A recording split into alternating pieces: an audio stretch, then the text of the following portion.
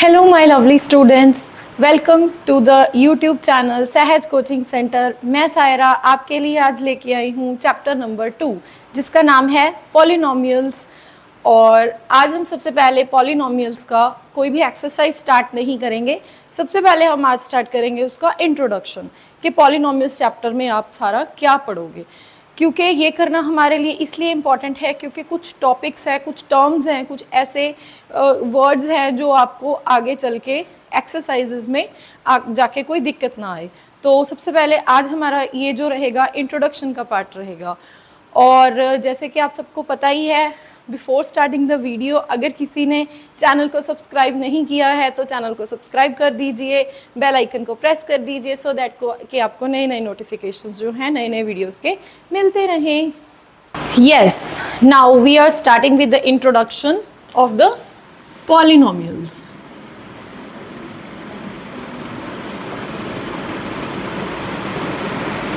Polynomials क्या है? सबसे पहले इसका सिंपल हम बात करें तो poly means many, nomials means terms, many terms. अभी इसमें जो मेन बात है टर्म्स, टर्म्स क्या होती हैं?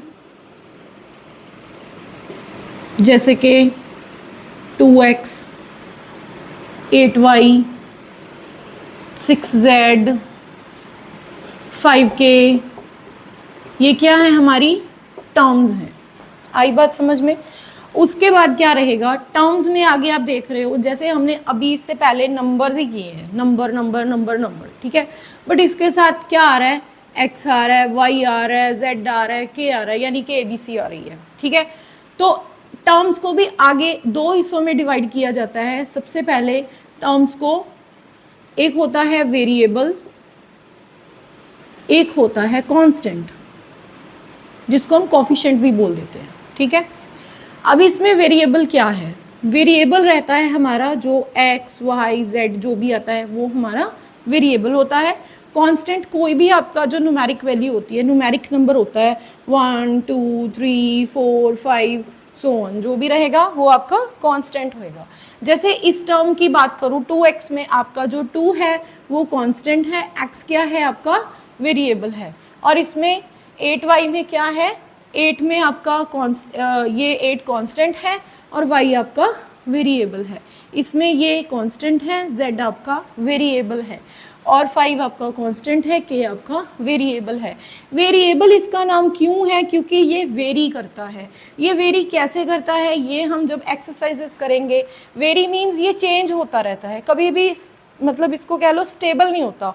बट जो कांस्टेंट है वो हमेशा कांस्टेंट ही रहेगा, इसलिए इसको कांस्टेंट और वेरी करने की वजह से एक्स वाई जेड को वेरिएबल कहा जाता है, ठीक है जी। तो अभी आप बोलोगे मैम कि ये टर्म्स हो गई, वेरिएबल हो गए, कांस्टेंट हो गए, बट इसमें पॉलिनोमियल्स कहाँ हैं? तो पॉलिनोमियल्स क्या होता है बच्चे? The chain of the term is known as polynomial. ये चीज़ आप थ्योरी में पढ़ोगे या आपके जब बुक में क्वेश्चन, जब आप चैप्टर स्टार्ट करोगे तो ये सारी चीज़ें लिखी होंगी। मतलब the chain of the terms, chain of the terms means जैसे 2x प्लस 7 या एक्स स्क्वायर प्लस x, ठीक है। तो ये क्या हो गया? ये एक चेन हो गई। ये एक सिंगल टर्म है, ये एक सिंगल टर्म है, बट ये टर्म दोनों को आपस में मिलके जो बन गया वो क्या बन गया? आपका पॉलिनोमियल, राइट। और इसी तरीके से ये भी एक सिंगल टर्म है, ये भी एक सिंगल टर्म है, और इनको जब एडिशन किया या कह लो x माइनस 1, मतलब जब इनमें कोई plus minus plus x square minus 2 इस तरीके से आप चेन बनाते जाओगे, टर्म्स की चेन बनाते जाओगे, टर्म्स को लिखते जाओगे। जैसे ये मैंने टर्म लिखी थी, अब इसमें मैं प्लस माइनस प्लस कर दूं तो ये क्या बन गया? एक आपका पॉलिनोमियल बन गया। आई बात समझ में? तो ये है हमारे पॉलिनोमियल जिसमें बहुत सारे टर्म्स की चेन को बोला जाता है पॉलिनोमियल। और टर्म्स क्या होती हैं? टर्म हमारे वेरिएबल एंड कांस्टेंट से मिलके बनते हैं, ठीक है जी। और इसके बाद आती है हमारी types of the polynomials. Types of the polynomials कौन सी होती हैं?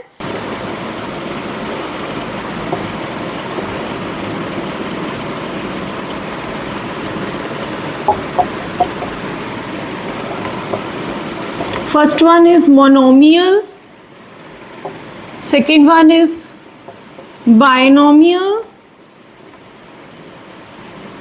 And third one is trinomial.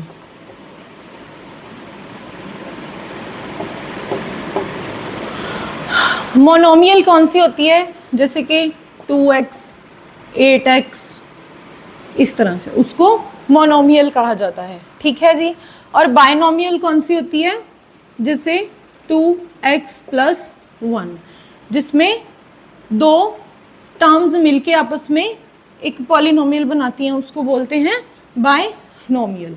और ट्राइनोमियल कौन सी होती है? X cube x square plus 1, या x square plus x plus 1, या x cube plus x square plus x. मतलब जिसमें अलग अलग टर्म्स जो हैं और डिफरेंट उनके जो इसकी जो एक्सपोनेंट्स अलग अलग रहेंगी, वो मिलके बनाएंगी, वो होती हैं हमारी ट्राइनोमियल्स. इसके बाद टाइप्स ऑफ पॉलिनोमियल्स के बाद आती हैं degree of the polynomials. Degree of the polynomials का मतलब होता है हाईएस्ट पावर ऑफ वेरिएबल. ये सारी की सारी थ्योरी आपको बुक में मिल जाएगी, पर मेरा यहाँ पे आपको लिख के बताने का और समझाने का मतलब ये है कि आपको जो कंसेप्ट है वो अच्छे से क्लियर हो जाए. ठीक है जी.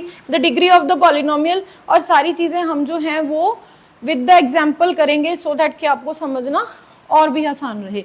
The highest power of the variable का मतलब है जैसे कि आपके पास कोई वैल्यू है एक्स स्क्वायर प्लस 1. सपोज आपके पास ये पॉलिनोमियल है, तो इसकी डिग्री क्या रहेगी? डिग्री का मतलब the highest power. Highest power, power इन्होंने किसको बोला है? ये जो इसके ऊपर ये एक्सपोनेंट दिया हुआ है, इसको बोला है.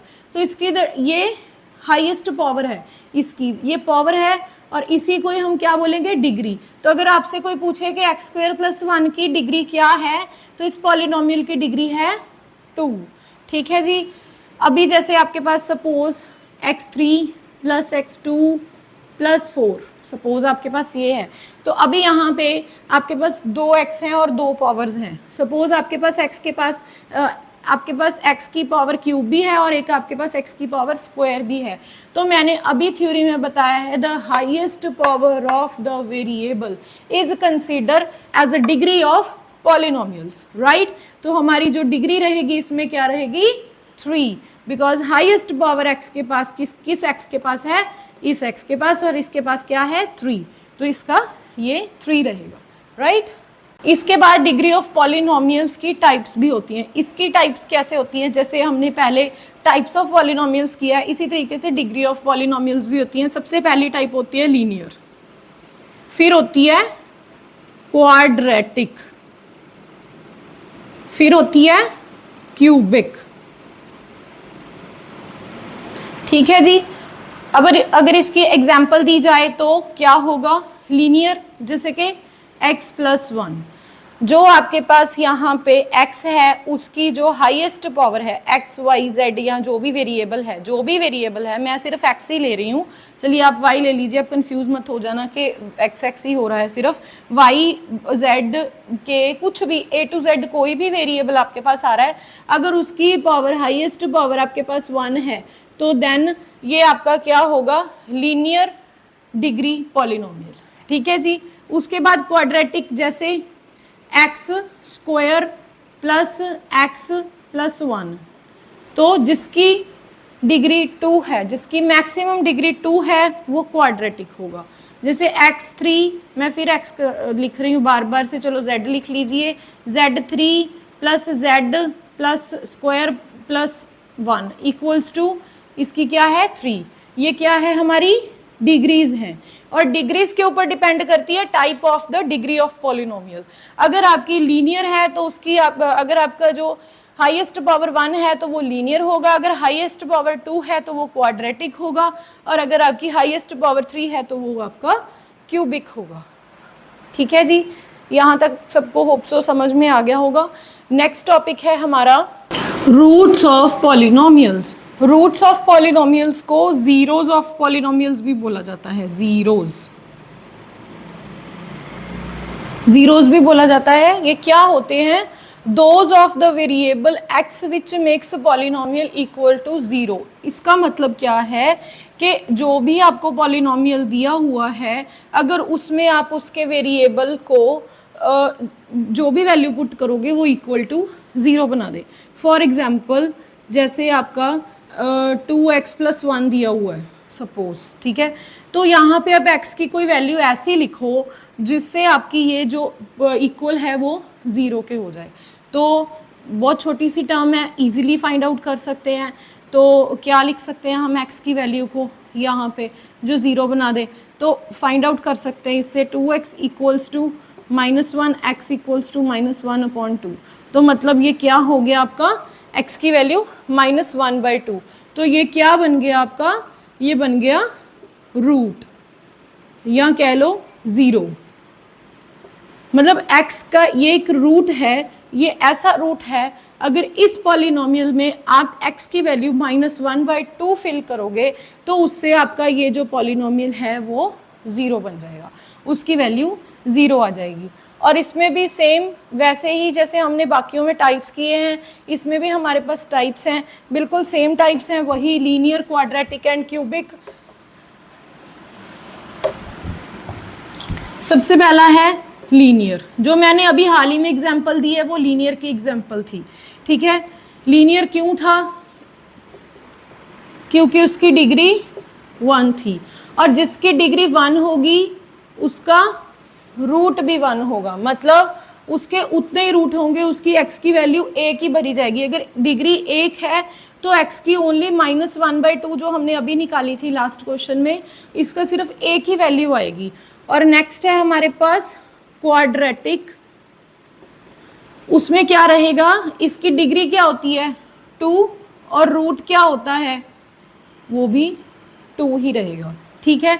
इसकी एग्जाम्पल हम लिख लेते हैं, जैसे 5x² + 17x + 6 मान लीजिए, ये एग्जाम्पल ले लीजिए, ठीक है।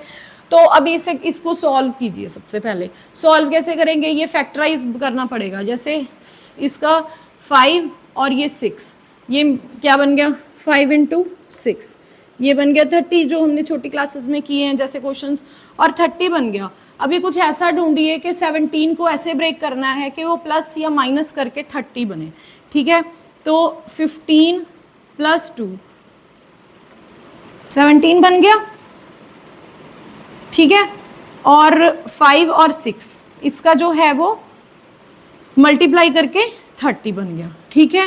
तो इसके हिसाब से हम कैसे करेंगे, 5x² + 17 को हम क्या लिख सकते हैं, 15x + 2x + 6। इसके बाद इसको और इसको, इसमें से आप फैक्टराइजेशन कीजिए, कॉमन फैक्टर निकालिए, 5 निकल गया, x निकल गया, यहाँ इसके पास क्या बचा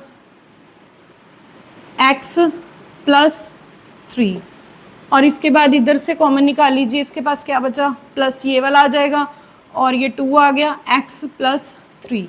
तो अभी क्या हो गया 5x + 2, इसको और इसको एक ब्रैकेट में कैच कर लिया, और इन दोनों को एक ब्रैकेट में लिख लिया, x + 3।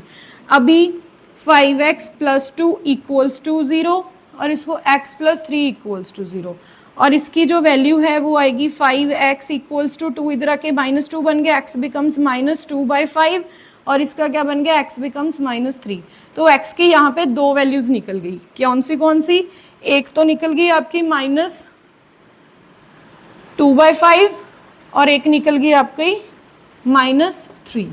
तो जैसे कि मैंने आपको बताया था कि क्वाड्रेटिक का 2 डिग्री होती हैं और उनके रूट भी 2 होते हैं, तो उसी तरीके से हमारे पास x की वैल्यूज भी 2 आ गई, ठीक है जी, यहाँ तक समझ में आया। और नेक्स्ट होती है क्यूबिक। क्यूबिक की भी डिग्री 3 होती है, रूट 3 होते हैं। ये काफ़ी लेंथी जा रहा है, ये जब आप एक्सरसाइज करोगे और जब मेरी एक्सरसाइज की वीडियोस आएंगी उसमें मैं आपको एक्सप्लेन करके सारा अच्छे तरीके से वहाँ पे समझाऊंगी कि हमने कैसे किया। पहले पिछला भी मैंने क्वाड्रेटिक इक्वेशन आपको फटाफट से करके बता दिया, क्योंकि वो फटाफट से करने का मतलब ये था क्योंकि ये चीज़ें आपने छोटी क्लासेस में की हुई हैं, बट मैं ये चीज़ें जो हैं एक्सप्लेन करूँगी फिर भी एक्सरसाइज जब हम करेंगे सेकेंड चैप्टर की एक्सरसाइजेस जब भी होंगी ये प्रॉपर एक्सप्लेनेशन से होगा। ये सिर्फ मैं आपको इनकी टर्म्स बता रही हूँ, ये इंट्रोडक्शन पार्ट है जिसमें सिर्फ इंट्रो बताई जा रही है कि ये टर्म्स आपको एक्सरसाइज में कही जाएंगी, बताई जाएंगी, पूछी जाएंगी, सो दैट के आप वहाँ पे जाके कंफ्यूज ना हो कि रूट्स क्या थे, डिग्री क्या थी, पॉलिनोमियल्स क्या थे, वेरिएबल किसको कहते हैं, कांस्टेंट क्या है, ये सारी चीज़ें आपको वहाँ पे समझाई जाएंगी। और इसके बाद जो हम करने जा रहे हैं, इसके बाद वाला टॉपिक है value of polynomials. Value of polynomial is a very simple. Suppose आपको कोई पॉलिनोमियल गिवन है, जैसे कि 5x + 4x की स्क्वायर -3 फॉर एग्जाम्पल, और उसके बाद आपको साथ में ये बताया गया है कि आपके पास x की जो वैल्यू है वो 2 है, ठीक है। तो वेरी सिंपल, जैसे इसमें px = ये पॉलिनोमियल x मीन्स यहाँ पे पॉलिनोमियल के सारे x जो वेरिएबल यूज़ किया गया है वो x यूज़ किया गया। सपोज यहाँ पे y होता तो फिर यहाँ पे भी y होता, ठीक है, तो यहाँ पे भी y की वैल्यू गिवन होती, ठीक है जी। तो इसका मतलब ये है कि जहाँ जहाँ पे भी आपको y है, यानी कि py क्या बन गया 2, और यहाँ पे आपको जहाँ जहाँ पे भी y नज़र आ रहा है वहाँ वहाँ पे आप 2 फिल कर दीजिए और पॉलिनोमियल का वैल्यू फाइंड कर लीजिए, सिंपल। तो इसमें 2 + 4 और 2 का square -3, 5 2s are 10, 2 2s are 4, 2 2s are 4, 4 4s are 16 -3, सही कर रही हूँ, कैलकुलेशन देख लीजिएगा अपने आप। और इसको सॉल्व करके ये बन गया 26, 26 में से 3 गए 23, तो ये आपका वैल्यू आ गया। जो भी आपको वैल्यू गिवन है उसको पुट ऑन करके पॉलिनोमियल का वैल्यू फाइंड आउट कर सकते हैं। अभी नेक्स्ट है जो हमारा टॉपिक वो है फैक्टर थ्योरम। फैक्टर थ्योरम जो कि हमने छोटी क्लासेस में भी किया है। सपोज अगर आपके पास 6 है, क्या वो 2 का फैक्टर है? कैसे फाइंड करोगे? तो आप पहले 2 के टेबल पे जाता है वो, ये चीज़ चेक करोगे। तो 2 3s are 6, रिमाइंडर बच गया 0। तो यस, जो 6 है वो 2 उसका फैक्टर है, ठीक है, मतलब वो 2 के टेबल पे जा रहा है। सपोज अभी मैं आपको एक बोलूँ कि 9 2 का फैक्टर है, मतलब 2 के टेबल पे 9 जा रहा है, तो आप चेक करोगे तो यहाँ पे आपका क्या आ गया 1, तो आपका रिमाइंडर जो है वो 1 बच गया। सपोज आपका कोई भी रिमाइंडर बच गया तो दैट मीन्स आपको क्लियर हो गया कि 9 जो है वो 2 के टेबल पे नहीं जाता और वो उसका फैक्टर नहीं है। उसी तरीके से फैक्टर थ्योरम पॉलिनोमियल्स में भी सेम टू सेम वर्क करता है। वही आप वो फॉर्मूला लगाओगे, फॉर्मूला वही है, dividend = divisor into quotient plus remainder. जैसे सपोज आपको कोई पॉलिनोमियल दिया हुआ है 3x² + x - 1, ठीक है, ये आपको पॉलिनोमियल गिवन है, और उसके बाद आपको एक फैक्टर दिया हुआ है x + 1। ये पूछ रहे हैं कि ये जो x + 1 है, ये gx जो है, क्या वो px का फैक्टर है? मतलब ये पूरा पूरा बटेगा, मतलब कहने का कि कोई रिमाइंडर तो नहीं बचेगा। यानी कि ये अगर आप इसको x की वैल्यू, सपोज अभी आप फैक्टर बना रहे हो, तो सबसे पहले gx को क्या करोगे, x + 1 को = 0 कर लोगे सबसे पहले, फिर आप x की वैल्यू फाइंड कर लोगे, ये आ गई x - 1। तो यहाँ से जो है gx जो है वो आपका क्या बन गया -1। तो ये -1 आपने ये px में पुट ऑन करना है। px में पुट ऑन करोगे मतलब जहाँ जहाँ भी आपको x गिवन है वहाँ वहाँ पे आपने -1 ऐड ऑन, मतलब इंडल्ज करना है, -1 लगाना है, -1 लगाना है। अगर तो सॉल्व करने के बाद आपका आंसर 0 आ गया तो yes gx is a factor of px। अगर कोई अदर देन 0 आया उसका आंसर तो no, gx is not the factor of px। जैसे कि अभी हमने फाइंड आउट किया x + 1 को सॉल्व, मतलब इसको निकाल के देखा कि x की वैल्यू -1 है, तो हम यहाँ पे पुट ऑन करके देख ही लेते हैं क्या आएगा।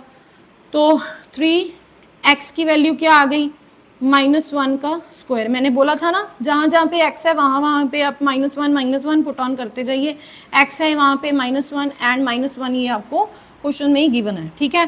तो 3 ये बन गया -1 इंटू -1 क्या होता है, माइनस के साथ माइनस कैंसिल, ये बन गया 1, ठीक है जी।